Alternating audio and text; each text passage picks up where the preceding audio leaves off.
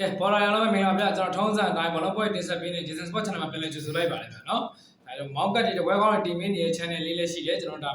ဗီဒီယိုလေးအောက်မှာကျွန်တော်ချပေးထားတဲ့ link လေးနော်ဝင်ရောက်ပါအောင်လို့ဖိတ်ခေါ်ပါတယ်ဗျာနော်ဒါရဲ့မွေးတဲ့ညီကိုတွေကကျွန်တော်ဒါ bio ထဲမှာကျွန်တော်ဆက်သွယ်ရမယ့် Viber number တွေ Telegram တွေထည့်ပေးထားတယ်နော်တခြားတော့လာရောက်ပြီးဝင်ပေးပါအောင်လို့ဖိတ်ခေါ်ပါတယ်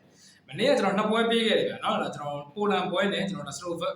က်ကီးယားပွဲပေးခဲ့တယ်နော်ပိုလန်ပွဲကတော့ဒါ goal out ပေးခဲ့တယ်ရပါလိမ့်မယ်ထင်တယ်နော်ကျွန်တော် Ireland body ပေးခဲ့တယ်ဗျာနော်စလိုဗက်ကီးယား 1-0 နဲ့နိုင်သွားဆိုတော့ဒီပွဲတော့ရလိုက်မှာမဟုတ်ဘူးဒီနေ့ကျွန်တော်ထပ်ပြီးတော့နှစ်ပွဲကျွန်တော်တင်ဆက်ပေးဦးမယ်ပထမဆုံးပွဲအနေနဲ့ကျွန်တော်ဒါဆွစ်ဇာလန်နဲ့ဆွီဒင်ရဲ့ပွဲစဉ်လေးဖြစ်တယ်ဗျာနော်ဆွီဒင်ကတော့ကျွန်တော်ဒါအီဘရာဟီမိုဗစ်မရှိတော့တဲ့နောက်ပိုင်းမှာဒါတော်တော်လေးကိုခြေစွမ်းပိုင်းကတော်တော်လေးကိုစုပ်ပြတ်တက်လာတယ်မကောင်းတော့တဲ့အသင်းဖြစ်လာတယ်ဗျာနော်တော်တော်လေးခြေစွမ်းပိုင်းကျပြီးတော့ဘယ်လိုပြောမလဲလုံးဝရလည်းမကောင်းတော့တဲ့အသင်းဖြစ်လာတယ်ဗျာနော်ဆွစ်ဇာလန်ကတော့ကျွန်တော်နောက်ဆုံး၅ပွဲကစားတဲ့နေရာမှာဒါ၄ပွဲနိုင်ထားတယ်ဒါတပွဲတည်းအဆင့်1မှာရက်တည်နေတဲ့အသင်းဖြစ်တယ်ဗျာနော်အုပ်စုအဆင့်1မှာရက်တည်နေတယ်ဆွစ်ဇာလန်တော်တော်လေးကောင်းလာတယ်နော်နောက်ပိုင်းမှာဆွီဒင်ကတော့နောက်ဆုံး၅ပွဲကစားထားတဲ့နေရာမှာတပွဲနိုင်၃ပွဲရှုံးတပွဲတည်နေအဆင့်4မှာရက်တည်နေရပဲเนาะဒါအုပ်စုအဆင့်ရဲ့အောက်ဆုံးအဆင့်မှာရက်တည်နေတယ်ဆွစ်ဇာလန်ကကျွန်တော်နောက်ဆုံး10ပွဲမှာဒါအိမ်ဝင်းပိုင်းကဒါလုံးဝရှုံးပွဲမရှိသေးဘူးပဲเนาะဆွစ်ဇာလန်ကဆွီဒင်ကတော့ဒါနောက်ဆုံး10ပွဲမှာအဝေးကွင်းဒါ2ပွဲရှုံးလာတယ်ထိတဲ့တွေ့ဆုံမှုမှာဆိုလို့ရှိရင်လည်းဒါဆွီဒင်နဲ့ဆွစ်ဇာလန်ကဒါတစ်ချိန်စီနိုင်ထားကြတာတွေ့ရတယ်ဗျဒီနေ့ပေါက်ကြီးကကျွန်တော်ဒါကြေးပွင့်လေးမူဆွစ်ဇာလန်ကနေပြီးတော့ဒါတစ်လုံး35ပြားစာဘိုးပေါင်းက3လုံး65ပြားစာနဲ့စတင်လာတယ်နော်လက်ရှိခြေစမ်းအရရောဒါတွေးဆုံမှုပိုင်းတွေကိုကျွန်တော်ပြန်ပြီးကြည့်မယ်ပြန်သုံးသပ်မယ်ဆိုလို့ရှိရင်လည်းဒါဆွစ်ဇာလန်အနေနဲ့ဆွီဒင်ကိုမနိုင်တဲ့အကြောင်းမရှိဘူးဒါပေမဲ့ဒါပိုကီတွေမှန်းပြီးထားတဲ့တစ်လုံး35ပြားစာဆိုတော့ကျွန်တော်နှလုံးသွင်းမှနိုင်မယ်ဆိုတော့ဒါ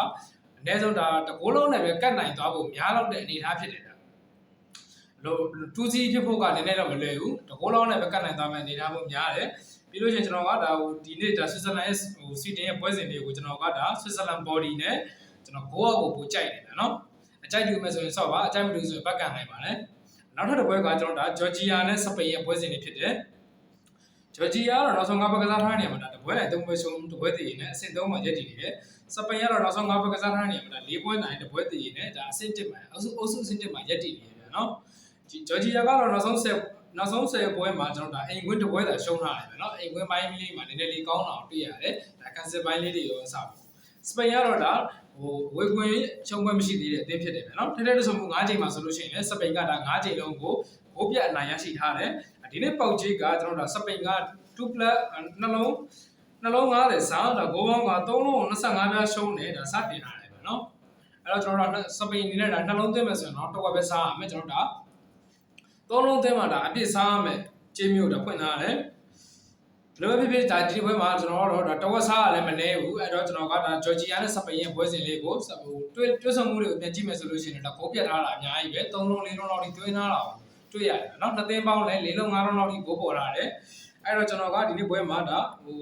နှလုံး50အစားနဲ့ကျွန်တော်စပိန် body ကိုကြိုက်တယ်ဒါဂိုးပေါင်းက3လုံး25ပဲရှုံးတယ်4လုံးလောက်ထိသွားမယ်လို့ကျွန်တော်ကထင်တယ်ပဲเนาะအနည်းဆုံး3-1